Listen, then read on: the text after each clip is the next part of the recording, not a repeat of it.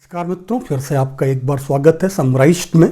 और आज हम लोग इस अदालत में, इस कटघरे में नेहरू को हाजिर करवाएंगे, क्योंकि कल योगेंद्र यादव जी ने बताया कि मतलब आज़ादी, मतलब इस देश को आज़ादी आंदोलन से मिली है। कॉन्टेक्स्ट आप जानते हैं, उस पर ज़्यादा नहीं जाऊंगा। फिर उन्होंने जब आंदोलनकारियों का नाम लिया तो उन्होंने 4 नाम लिए कि उन्होंने पहले कहा कि किसने आंदोलन नहीं किया, नेहरू ने। किसने किया? सरदार पटेल ने बिल्कुल किया। बारदोली सत्याग्रह से लेकर के तमाम सत्याग्रह हैं, उनके तमाम आंदोलन। नेताजी सुभाष चंद्र बोस आंदोलन कहेंगे या नहीं, लेकिन आज़ादी की लड़ाई में बड़ी भूमिका है, इसमें कोई शक नहीं। उसके बाद उन्होंने 2 और नाम लिए। पहला श्यामा प्रसाद मुखर्जी का। अब श्यामा प्रसाद मुखर्जी भारत छोड़ो आंदोलन के समय फजलू हक के साथ मिलकर, मुस्लिम लीग के साथ मिलकर सरकार चला रहा था। उसने कौन सा आंदोलन किया मुझे पता नहीं। और उसका उन्होंने कहा दीनदयाल उपाध्याय। दीनदयाल उपाध्याय 47 में आज़ादी मिलने के समय 21 साल के थे, 1916 में पैदा हुए थे। तो 21 साल की उम्र में मतलब अंग्रेजों को ढेला मारने तक की हिम्मत तो बहुत दूर की बात है। दीनदयाल किसी सभा तक के पास उनको देखे जाने का कोई रिकॉर्ड नहीं मिलता है। 1966 या 68 में उनकी हत्या हुई, जिसके आरोप किन पे हैं आप जानते हैं। उस बीच भी उनके किसी आंदोलन का मुझे जिक्र नहीं मिलता। लेकिन इस एक बात में बहुत सूत्र खुलते हैं, मतलब बहुत चीजें यहां से सूत्र निकल के आते हैं कि भारत में संघी और भारतीय समाजवादी, जो भारत में अपने आप को समाजवादी कहते हैं, अगर वो किसी एक बात पे बिल्कुल एक हैं तो वो है नेहरू के लिए उनकी कुंठा। और ये कुंठा केवल नेहरू के लिए ही नहीं, ये कुंठा उनकी यहां तक जाती है जहां पे वो नेहरू के idea of India, secular democratic Republic of India के खिलाफ खड़े हो जाते हैं। और इसमें मैं आपको बताऊं कि समाजवादी, भारतीय समाजवादी अक्सर संघियों से भी गए गुजरे नजर आते हैं। और उनका ये जो एक अनहॉली अलायंस है, एक जो नेक्सस है, लोहिया नेहरू से अपनी कुंठा में दीनदयाल उपाध्याय का प्रचार करते हैं। उस दीनदयाल उपाध्याय का जिसकी आज़ादी की लड़ाई में कोई भूमिका नहीं। जेपी कांग्रेस से, नेहरू से अपनी कुंठा में बोलते हैं कि अगर आरएसएस फासिस्ट है तो मैं भी फासिस्ट हूं। और योगेंद्र यादव, अभी इनका अन्ना हजारे कांड हमने देखा ही है, ज़्यादा दिन हुआ नहीं। तो समाजवादियों की, भारतीय समाजवादियों को जो पूरी परंपरा है, धोखा देने की परंपरा, नेहरू से कुंठा की परंपरा, आज़ादी की लड़ाई में मतलब ज़्यादा हाथ ना होना, लोहिया का थोड़ा योगदान है, इसमें कोई शक नहीं, लेकिन कितना है वो हम भी जानते हैं। पर इनको जो एक चीज़ जोड़ती है वह है नेहरू से इनकी नफरत। तो आइए देखते हैं कि असल नेहरू कौन थे। मैं पहले ये जवाब पूरा योगेंद्र यादव की बात पे देना चाहता था कि नेहरू ने कोई आंदोलन नहीं किया या बड़े आंदोलन नहीं किए। फिर मुझे लगता है कि मतलब ये ऐसा वक्त है, पुरुषोत्तम अग्रवाल दादा ने बहुत शानदार काम किया है। इसके पहले शशि थरूर की किताब है, एमजे अकबर की अपनी एक किताब है, बहुत सारी बायोग्राफीज हैं नेहरू की, बहुत सारी बायोग्राफीज हैं मतलब, और बहुत उनकी ऑटोबायोग्राफी है।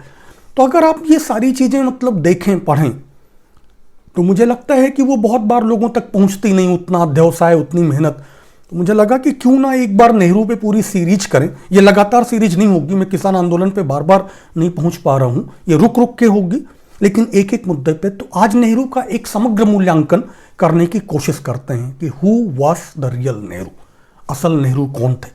अगर आपको ये वीडियोस अच्छे लग रहे हों, पसंद आ रहे हों, तो कृपया चैनल को सब्सक्राइब करें, इन वीडियोस को साझा करें और अपने व्हाट्सएप समूहों में, सिग्नल में, तमाम जगहों पे अपने दोस्तों को भेजें। शायद चीज़ें और बेहतर हों, शायद चीज़ें और साफ हों। नेहरू कौन थे? नेहरू को देखने और समझने के लिए 2-3 प्रस्थान बिंदु हो सकते हैं, वेंडरिंग पॉइंट हो सकते हैं। पहला, एक आज की दुनिया में, जिसमें जब हाउडी मोदी करते हैं नरेंद्र मोदी, तो उनको वहां के वरिष्ठ अमेरिकी सांसद और हाउस ऑफ रिप्रेजेंटेटिव के बहुमत नेता स्टेनी होयर उनको चौंका देते हैं, कहते हैं you are welcome, you have come from the land of Nehru and Gandhi. जो आदमी नेहरू को गालियां देते नहीं थकता, विदेश में उसी की इवेंट में उसका स्वागत यह कह के किया जा रहा है कि आप नेहरू के देश से आए। फिर उसके बाद दुनिया भर के मीडिया ने जो नरेंद्र मोदी के चेहरे पे, प्रधानमंत्री मोदी के चेहरे पे जो भाव थे, जो असहजता थी, वो दर्ज किया है।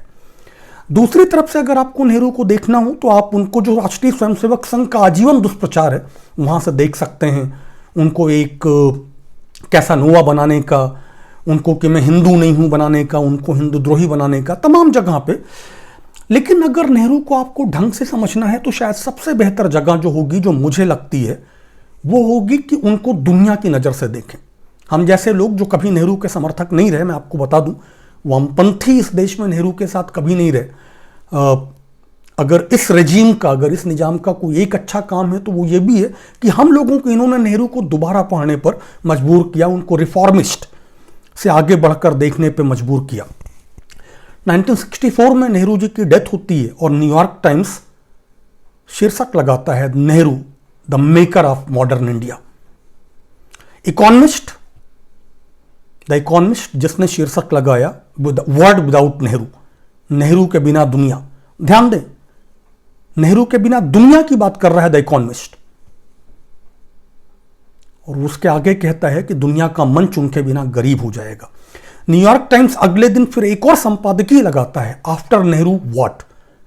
आप फिर से सवाल देखें, आफ्टर नेहरू हु नहीं, नेहरू के बाद कौन नहीं, आफ्टर नेहरू व्हाट, नेहरू के बाद क्या। तो एक बात तो साफ है कि स्टोनी होयर हाउडी मोदी में अगर मोदी से कहते हैं कि आपका स्वागत है, आप नेहरू के देश से आए हैं, और 1964 में आवरण कथाएं हैं दुनिया के सबसे ताकतवर अखबारों की, तो नेहरू के बारे में दुनिया की छवि नहीं बदली। तो सवाल यह है कि इन दोनों अतियों के बीच में असल नेहरू कौन थे, मेकर ऑफ मॉडर्न इंडिया? अगर वो मेकर ऑफ मॉडर्न इंडिया थे, कोई गांधी कौन थे? नेहरू कश्मीर प्रॉब्लम के जनक, कश्मीर समस्या के जनक, या जूनागढ़ के भारत में विलय के बाद सार्वजनिक भाषण में कश्मीर से और हैदराबाद की अदला बदली करने का जो प्रस्ताव दिया था वो सरदार पटेल ने दिया था। तो सरदार पटेल कौन थे? जरा से रुकते हैं। जूनागढ़ में सरदार पटेल के भाषण की पंक्ति थी कि अगर वे पाकिस्तान हैदराबाद देने पर सहमत हो जाएं तो हम कश्मीर देने पर सहमत हो जाएंगे। अब देखें कितनी साफ बात हो रही अभी, मतलब तो ये जो एक बात है, मतलब इस पर श्यामा प्रसाद मुखर्जी भी सहमत थे। अगर आप उसमें मतलब देखेंगे कि उनकी आत्मकथा Bharat Kesari, doctor Shyama Prasad Mukherjee with modern implications के लेखक जो एस सी दास भी हैं, वो भी तमाम दस्तावेज दिखाते हैं कि मुखर्जी और सरदार पटेल में सहमति थी कि हैदराबाद बदल के पूर्वी पाकिस्तान इसलिए मतलब ले लें क्योंकि नेहरू ने सरदार पटेल को तब तक पुलिस कार्रवाई कर हैदराबाद लेने की इजाजत दे दी थी और हैदराबाद लिया भी जा चुका था। खैर, अभी मतलब यहां के आगे बढ़े तो मतलब अब पूछने वाले कि मतलब ये नेहरू कौन थे? संघ का दुष्प्रचार, जो चीन को वीटो का अधिकार दे देने का दुष्प्रचार से लेकर के और भी तमाम, नेहरू महामानव थे, नेहरू खलनायक थे, नेहरू क्या थे? दरअसल नेहरू तमाम इंसानी ताकतों और कमजोरियों से भरा एक बहुत प्यारे इंसान थे। नेहरू भारतीय राजनीति में बाद में द एक्सीडेंटल प्राइम मिनिस्टर नाम की किताब लिखी संजय बारू ने, ये बात मनमोहन सिंह को कही जाती है, लेकिन दरअसल अगर आप देखेंगे तो नेहरू भारत के असल एक्सीडेंटल प्राइम मिनिस्टर थे। एक व्यक्ति जो देश में पढ़ते हुए, विदेश में पढ़ते हुए आज़ादी, लोकतंत्र और आदर्शवाद, फैबियन सोशलिज्म जैसे सिद्धांतों की तरफ झुका और भारतीय राजनीति के सबसे कठिन दौर में राजनीति में पहुंच गया। एक बेहद रईस कश्मीरी ब्राह्मण परिवार का नाजों में पला लड़का, जिसके पिता सबसे बड़े वकीलों में से एक थे और जिसे कायदे से स्वतंत्रता संग्राम का हिस्सा बनना ही नहीं था, पर जो बना ही नहीं, सबसे लोकप्रिय नेताओं में से हुआ, गांधी के बाद सबसे लोकप्रिय नेता, और उसके बाद प्रधानमंत्री भी बना, the real accidental prime minister. Nehru 1912 में भारत में लौटे थे, विदेशों से पढ़ के, इंग्लैंड से पढ़ के, औसत विद्यार्थी थे। उनके उस तबके के जीवन में कोई स्पार्क वैसा नहीं दिखता, प्यारे इंसान थे, ये कहा जाता है। 1916 तक वकालत की, वकालत कोई बहुत सफल नहीं थी। अगर आप शशि थरूर को पढ़ें तो मतलब आपको उनकी और भी जो तमाम बायोग्राफीज हैं, उनको मुकदमे इसलिए मिलते थे कि लोगों को मोतीलाल नेहरू से फेवर चाहिए होते थे, उनसे मुकदमे चाहिए हो, उनको मतलब वकील नियुक्त करना होता था। खैर, ये सब कुछ बदल जाना था अचानक 1919 में, जब नेहरू भारतीय राष्ट्रीय कांग्रेस में शामिल हो गए। उसके बाद जो हुआ वो इतिहास।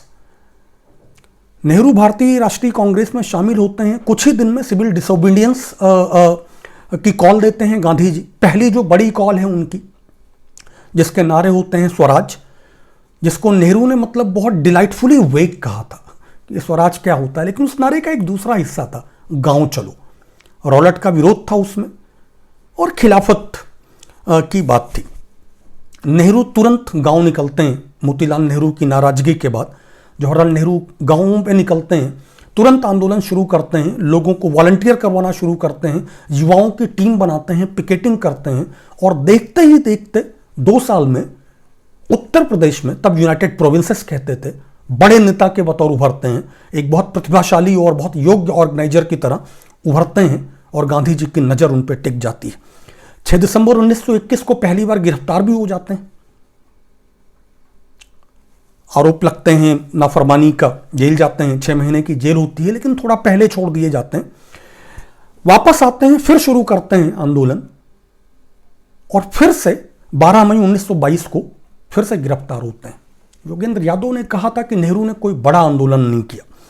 नेहरू ने कितना बड़ा आंदोलन किया, मतलब उनका ये पहला आंदोलन था। एक हेजिटेंट लड़का, एक शाही सा लड़का, एक शर्मीला सा लड़का, और उसने जब मतलब आंदोलन में अपनी जान लगाई, तो अगर आप उस समय का इतिहास ही नहीं, मतलब अगर आप किसी का भी, मतलब नेहरू की, आप जो भाजपा के नेता हैं एमजे अकबर, उनकी बायोग्राफी पढ़िए, साइकिल से, कार से, जीप से, और एक बार तो मतलब उनकी ट्रेन छूट गई तो उन्होंने मतलब एक ट्रॉली ट्रेन की पटरी पे लगवा के घोड़ों से खिंचवाई थी सभा में पहुंचने के लिए। इस तरह के ऑर्गेनाइजर थे। 20,000 की एक सभा कर रहे थे और अंग्रेज जिला कमिश्नर ने बोला कि आपको यहां पे सभा की अनुमति नहीं दी जाती है, और उन्होंने पूरी सभा को करीब 15 किलोमीटर दूर ले जाके, जो दूसरे जनपद की सीमा जहां पे शुरू होती है, और आप जानते हैं मैं किस जमाने की बात कर रहा हूं, सोशल मीडिया तो दूर, कारें भी उतनी नहीं, तो उतनी देर में वहां का जो डीएम है वो प्रतिबंध लगाने नहीं पहुंच जाएगा, तो वो 20,000 लोगों के साथ पूरी सभा लिए दूसरी जगह चले जाते हैं। और ऐसे आदमी को योगेंद्र यादव जैसे छिछले लोग कहते हैं, मतलब वे लोग जो एक पार्टी में, समाजवादी जन परिषद में रहते हुए आम आदमी पार्टी का संविधान बना रहे थे, उसके नेता बन रहे थे, जब ऐसे लोग कहते हैं कि नेहरू ने आंदोलन पैदा नहीं किया, आंदोलन खड़े नहीं किए, तो हंसी भी नहीं आती खैर ढंग से। पर वो दूसरी बात, नेहरू की ये 2 पहली गिरफ्तारियां केवल गिरफ्तारियां, अकेली गिरफ्तारियां नहीं थी। इसके बाद नेहरू को 9 बार और गिरफ्तार होना था, 3262 दिन जेल में रहना था, करीब करीब 10 साल। गांधी के बाद ये सबसे लंबी जेल है किसी मुख्य धारा के नेता को, क्रांतिकारियों को, काला पानी को अगर उसको छोड़ दिया जाए तो ये सबसे ज़्यादा बड़ी जेलों में से। तो खैर नेहरू यहां तक पहुंचे कैसे? नेहरू के मतलब राजनीतिक जीवन को समझने के लिए आपको उनके 3 निर्णायक पड़ाव देखने चाहिए। पहला, जब वो इंग्लैंड में पढ़ रहे थे तो दक्षिण अफ्रीका के जो दूसरा बोयर युद्ध हुआ और फिर जापान रूस से युद्ध हुआ, उसके द्वारा उनके अंदर जो राष्ट्रवाद की भावना पैदा हुई, और ये जो 1905 था और बोयर, ये दोनों में एक बहुत बड़ी बात थी कि यूरोपियन ताकतों को या व्हाइट ताकतों को हरा देना,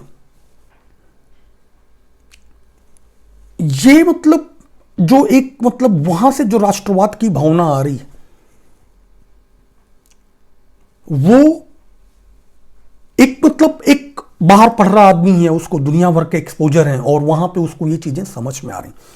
फिर उनको मतलब किसी परीक्षा में इनाम में मिला, इटली के राष्ट्रवादी गणतांत्रिक नेता गैरिबाल्डी थे, who is considered to be one of the fathers of nationalist movements in modern history।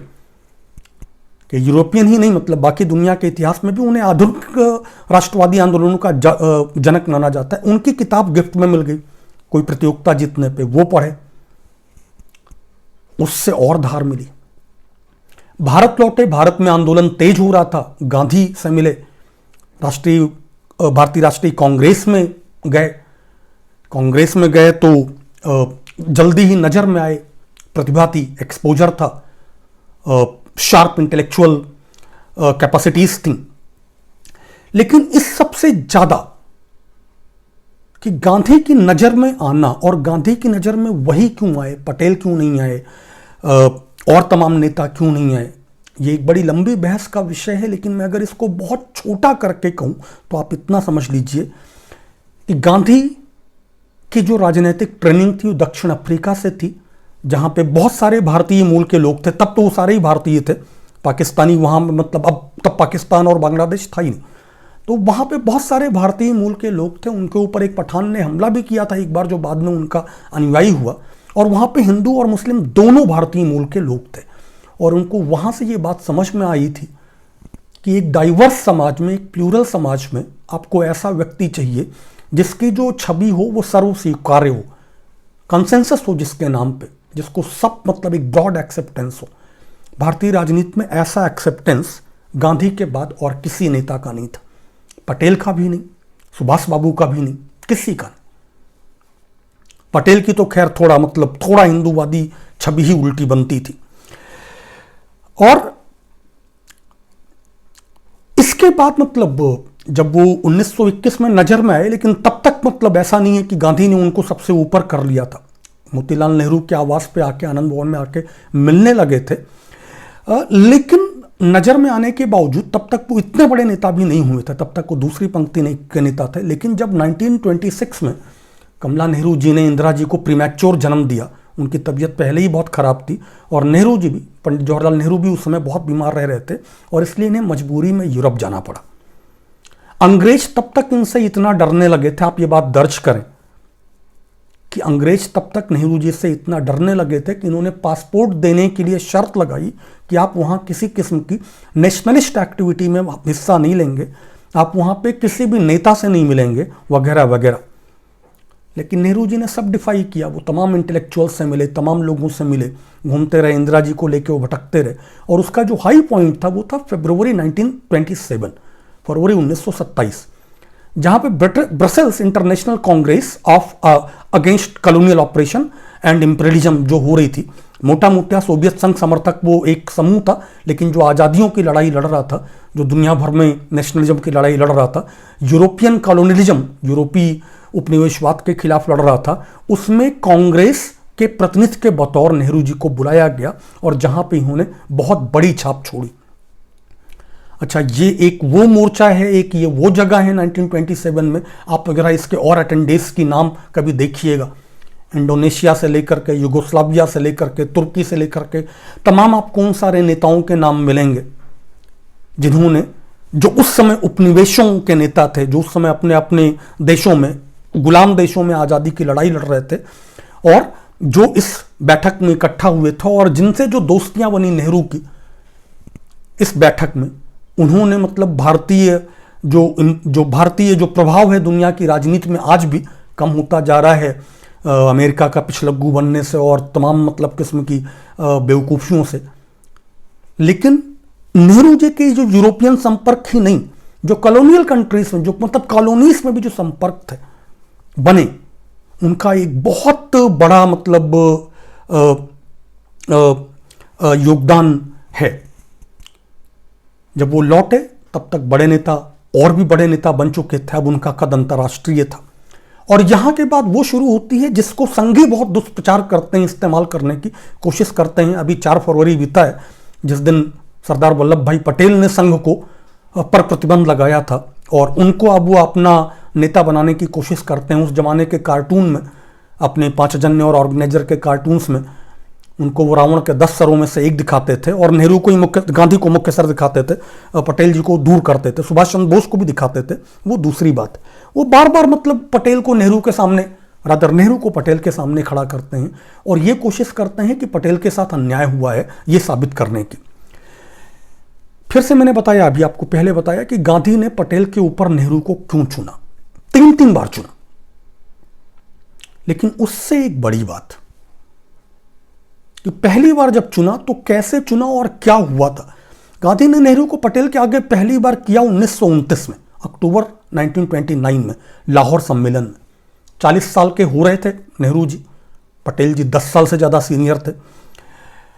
10 से ज़्यादा उस चुनाव में कांग्रेस की जो सबसे ज़्यादा समितियां थीं, 10 प्रांतीय समितियां गांधी को अध्यक्ष बनाना चाहती थीं। देखिए, पटेल भी पूर्ण बहुमत में नहीं थे, 5 पटेल को बनाना चाहती थीं और 3 नेहरू को। जो आदमी अभी 1919 में पार्टी में आया है, पटेल जी को 5 प्रोविंशियल कमेटीज प्रेसिडेंट बनाना चाहती हैं और नेहरू को 3, अंतर कोई उतना बड़ा नहीं। लेकिन गांधी जी ने खुद और पटेल को पीछे करके नेहरू को चुन लिया और आधुनिक और लोकतांत्रिक भारत का इतिहास यहीं से तय हो गया। पटेल और नेहरू आजीवन मित्र रहे, आजीवन बहुत करीबी रहे। पटेल जी ने गांधी का ये फैसला माना। तो कारण क्या था उस बैठक में अचानक से, क्योंकि गांधी के लिए नेहरू तब तक उतना नजदीक हुए नहीं थे, बावजूद उनके इस बयान के कि मतलब मेरा अध्यक्ष पद पे रहना और नेहरू का अध्यक्ष पद पे रहना एक ही बात है। उन्होंने लेजिटिमाइज इसी बात से किया था। चूंकि 10 समितियां खुद गांधी जी को बनाना चाहती थी, मतलब बहुमत उनके साथ था, और उनका कहना था कि मैं और नेहरू एक ही बात। तो इस तर्क पे उन्होंने ऐसा किया क्यों? ऐसा किया इसलिए क्योंकि जिन्ना उसके ठीक पहले 1919 में ही एक्चुअली छोड़ चुके थे कांग्रेस, जब उन्होंने ये कहा कि ये मतलब सिविल डिसोबीडियंस क्या होता है, इससे तो केवास फैल जाएगा। Drawing room living room politics करते थे जिन्ना तब तक। उसके बाद उनको सेल्फ एग्जाइल में चले भी जाना था। उसके बाद जब लौटना था तो सब कुछ जो था मतलब उसके खिलाफ खड़ा होना था, बहुत कुछ कर देना था। पर ठीक है, देश के मुस्लिम मानस को मतलब जिन्ना के अलगाववाद से रोक पाने में केवल और केवल नेहरू सक्षम थे, क्योंकि बाकी तमाम कांग्रेस नेताओं की जो छवि थी वो अगर हिंदूवादी ना भी हो तो सॉफ्ट हिंदू तो थी ही, जो हम बार बार देखते रहे उसके बाद भी। दूसरी नेहरू की एक ताकत थी कि नेहरू का जो मतलब लेफ्ट डिविएशन ऑफ कह लीजिए, लेफ्ट लीनिंग कह लीजिए, जो नेहरू का लेफ्ट झुकाव था, उस समय पूरी दुनिया में सोवियत क्रांति के बाद पूरी दुनिया में कम्युनिस्ट क्रांति की तरफ उभारते, और भारत में भी एक तबका था जो उधर जा सकता था। और गांधी जी को यह समझ में आया कि नेहरू इसको रोक सकते हैं, इसको पटेल नहीं रोक सकता, इसको और कोई नहीं रोक सकता। कि अगर नेहरू कांग्रेस में रहे तो कांग्रेस का जो लेफ्ट ब्लॉक बनेगा उसकी वजह से एक बड़ा हिस्सा जो खासतौर पर युवाओं का है वो कम्युनिस्टों की तरफ नहीं जाएगा, वो कांग्रेस में बना रहेगा। ये दूसरा है। तीसरा, मैंने बताया है कि अंतर्राष्ट्रीय छवि बना के आए थे, ब्रसल्स वगैरह में दुनिया भर के अखबारों में नाम छपना शुरू हो चुका था। तीसरा, अखिल भारतीय पहचान थी। पटेल कभी दक्षिण के नेता नहीं हो पाए, राजगोपालचारी, पट्टाभी सीतारामैया कभी उत्तर के नेता नहीं हो पाए। तो ये तमाम मतलब जो इतने बड़े देश में अलग अलग जो पहचानें थी, उसमें नेहरू की जो एक यूनिवर्सल पहचान बनती थी। आप अगर देखें कि नेहरू मतलब अपना कोई उनका जो ट्रेडिशनल ड्रेसेस जो हैं वो कोई मतलब भारत का मतलब वो शेरवानी पहनते हैं जो अक्रॉस इंडिया पहनी जाती रही, वो कोट पैंट पहनते हैं जो एक छवि बनाती है। वो अन्य नेताओं की तरह मतलब ना तो हमेशा सारंग मांगते हैं, ना वो मतलब धोती में कि मतलब एक तरफ की ही कोई छवि बने। तो ये उनकी एक जो और मतलब, और इसके बाद बेशक मतलब ग्लैमर, मास पॉलिटिक्स में ग्लैमर की बहुत जरूरत होती है, और ये ग्लैमर नेहरू के पास था और तमाम लोगों के पास नहीं था। गांधी के पास भी नहीं, गांधी के पास ग्लैमर नहीं था, उनके पास असली फकीरी थी, उनके पास असली ताकत थी, नैतिक बल था, जो बाद में नेहरू को भी मिलना था। कमाल ये कि नेहरू खुद इससे बहुत नाराज थे। उन्होंने गांधी को टेलीग्राम भेजकर अपना नाम आगे ना करने का अनुरोध अगस्त में ही कर दिया था, जब उनको यह हवा लग गई थी। वे अंत तक अड़े रहे, पर गांधी और नेहरू में ही नहीं, स्वतंत्रता संग्राम के किसी भी नेता में तुलना में किसकी जित सबसे बड़ी थी, ये हम में से किसी को कोई शक नहीं होना चाहिए। नेहरू कौन थे उस गांधी के सामने जो अंबेडकर को जित करके तैयार कर सकते थे, चाहे मन से माने या नहीं माने। ऐसे में नेहरू कौन थे जो आदमी अंबेडकर को मजबूर कर सकता है अपनी जिद से, अपने उपवास से, अपने सत्याग्रह से। नेहरू तो उसको पिता मानते थे। लेकिन नेहरू ने बाद में लिखा कि मुख्य दरवाजे से क्या, मैं बगल के दरवाजे से भी नहीं आया, मैं तो अचानक एक छुपे दरवाजे से सामने कर दिया गया, जिससे स्तब्ध जनता को मुझे मजबूरी में चुनना पड़ा। नेहरू ने नाराजगी जताई। इसके बाद का लेकिन जो इतिहास है वो यहीं से तय हुआ इतिहास है। जब वो अध्यक्ष बना ही दिए गए तो उन्होंने पहला जो डिफायंस किया वो गांधी का किया। तब तक बात स्वराज की थी, स्वतंत्रता की नहीं, पूर्ण स्वराज की नहीं। नेहरू अध्यक्ष बनते ही 29 दिसंबर को रावी नदी के तट पे तिरंगा फहरा देते हैं और पूर्ण स्वतंत्रता की मांग करते हैं। आप फिर से ध्यान दें, अभी नेताजी सुभाष चंद्र बोस, पटेल, गांधी, इन सबको आपस में लड़ाने और गांधी को, नेहरू को कमतर स्वतंत्रता संग्राम सेनानी साबित करने की कोशिश करने वाले संघी ये बात हमेशा भूल जाते हैं कि भारत की पूर्ण आजादी की पहली मांग नेहरू ने की थी, नेहरू की अध्यक्षता में कांग्रेस ने की थी। वो प्रस्ताव जिसे कांग्रेस ने पास किया था नेहरू का था। इसके बाद नेहरू की ही उस कांग्रेस ने, नेहरू की अध्यक्षता में ही उस कांग्रेस ने 26 जनवरी 1930 को पूरे देश में जो उन्होंने तिरंगा झंडा पहली बार लहराया था रावी नदी के तट पे लाहौर में, पूरे देश में उसको लहराने का आग्रह किया था। पूरे देश में प्रदर्शन हुए थे, 20 लाख लोग उस झंडे को लहराए थे। 20 से ज्यादा लोगों की अंग्रेजों की गोलीबारी में मृत्यु हुई थी, हजारों घायल हुए थे। और ये भारत में पूर्ण आजादी की मांग को लेकर पहला बड़ा आंदोलन था। तो इसके बाद का इतिहास यहीं से तय हो गया। आंदोलन किए थे या नहीं मैं आपको पहले बता चुका हूं, लेकिन अगले दिन जब लाहौर में 30 दिसंबर को जब लाहौर में बग्घी पर निकलते हैं नेहरू, तो अनारकली बाजार से लेकर के जहां भी वो जाते हैं उनके ऊपर पूरा लाहौर, क्या हिंदू क्या मुसलमान, पुष्प वर्षा कर रहे हैं। मोतीलाल नेहरू जी अनारकली इलाके में अपने मतलब एक जहां पे वो ठहरे हुए थे उसके छज्जे से देख रहे थे, और उन्होंने इसके बाद कहा था कि आज बेटा बाप से बड़ा हो गया।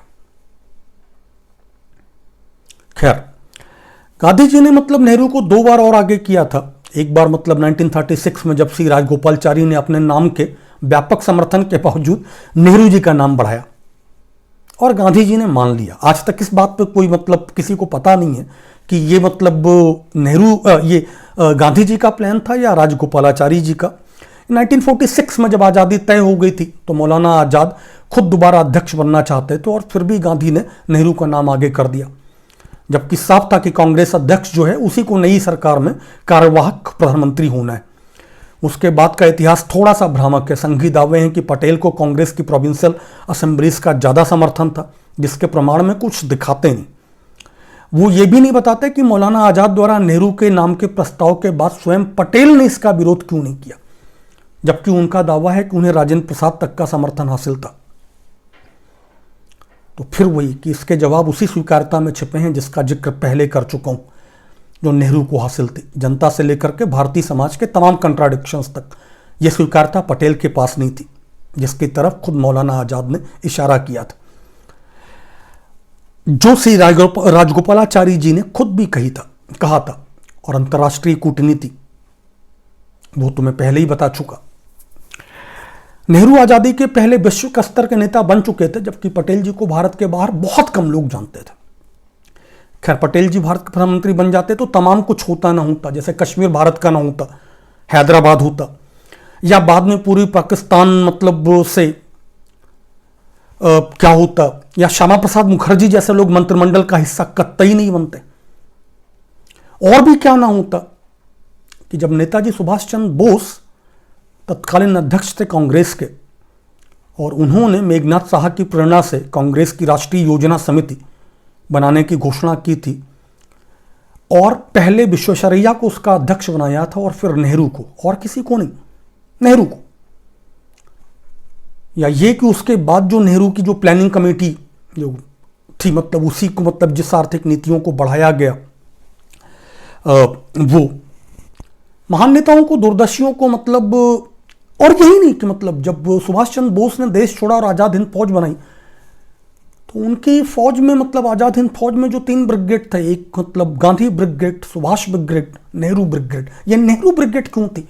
अगर नेहरू ने सुभाष से छल किया था या किसी से छल किया था, या पटेल ब्रिगेड क्यों नहीं थी? अगर पटेल जी सच में, देखिए नेताओं की, स्वतंत्रता संग्राम सेनानियों की कोई तुलना नहीं होती, लेकिन इन बदजात संघियों ने मजबूर किया है, इन बदकार संघियों ने, माफी चाहता हूं, बदजात ठीक नहीं शब्द में, बहुत माफी चाहता हूं, इन बदकार संघियों ने मजबूर किया है। तो खैर मतलब गांधी, नेहरू, सुभाष, पटेल सबको दिखा हुआ, आजीवन मित्र है, राष्ट्र निर्माण के काम में साथ शामिल हुए, एक दूसरे का सम्मान किया, और उसी की वजह से भारत वहां है जहां खड़ा है।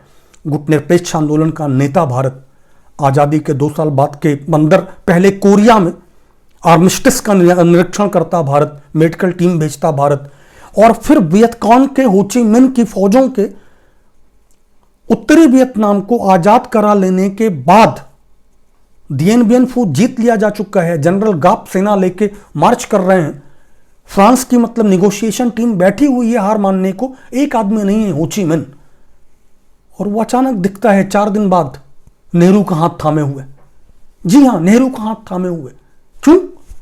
इसके बहुत कारण साफ नहीं मिलते हैं, लेकिन अगर आप किताब पढ़ेंगे एम्बर्स ऑफ वॉर, जो बहुत मतलब डिसिसिव किताब है, बहुत डेफिनेटिव किताब है वियतनाम की दोनों युद्धों पे, मतलब उसके 2 वॉल्यूम्स हैं, पढ़िएगा। कि वियतकॉन्ग को तब भी ये डर था, हो ची मिन्ह को और पार्टी को तब भी ये डर था कि फ्रांसीसी उनके ऊपर हमला कर सकते हैं, तो उनको ऐसे किसी व्यक्ति के साथ आना चाहिए जिसके साथ ये दुस्साहस औपनिवेशिक ताकत हारी हुई ही सही ना कर सके। ये नेहरू की ताकत थी, ये नेहरू की ताकत थी 1956 में। खैर, नेहरू ने कोई गलती नहीं की, बहुत की। नेहरू महामानव नहीं थे। नेहरू को रोना नहीं आता था कि मतलब चौराहे पे बुलाने को नहीं कहते थे। महाराजा हरि सिंह के पहले आज़ाद कश्मीर फिर पाकिस्तान की शामिल मतलब होने की धमकियों के बीच भारत के साथ खड़े शेख अब्दुल्ला को बहुत जल्दी गिरफ्तार करवा लेना, नागालैंड में फिजो को गिरफ्तार करवा लेना, नेहरू के पास अपने कारण थे, मैं जानता हूं, लेकिन पंचशील के सिद्धांत का धोखा खा जाना, अपने नए भारत के सपने में आदिवासियों के विस्थापन की ओर नजर न डालना, भूल जाना। नेहरू जी ने भी गलतियां कम नहीं की, लेकिन वो गलतियां नियत की नहीं थी। वो गलतियां थी जो ऐसे किसी भी बड़े आंदोलन में होती ही हैं, होनी ही होती हैं। तो इसी के साथ में ये नेहरू सीरीज शुरू कर लूं, और आप लोग सुझाव भी दीजिएगा कि आपको मतलब किस किस दिशा में आगे बढ़ा जाए। कल बात कर सकते हैं, या कल नहीं, अगली, जब भी मैं कल फार्मर्स मूवमेंट पे लौटूंगा, अगली बार जब भी बात करेंगे तो हम लोग ये बात कर सकते हैं कि फिर नेहरू का मतलब भारतीय राजनीति में उदय जो है, और वही योगेंद्र यादव के सवाल का जवाब कि नेहरू ने असल में आंदोलन पैदा किए या नहीं किए। और इसी के साथ आज के लिए विदा लेता हूँ। फिर से बने रहिएगा मतलब चैनल के साथ, सब्सक्राइब जरूर करिएगा अगर आपको पसंद आ रहे हो तो, ना पसंद आ रहे हो तो जिद नहीं, और अगर पसंद आ रहे हो तो अपने मित्रों के साथ साझा करिएगा, दोस्तों के साथ इनको लिंक्स भेजिएगा, वीडियोस को लाइक करिएगा, अपने ग्रुपों में बढ़ाइएगा। धन्यवाद। Bye bye, see you all.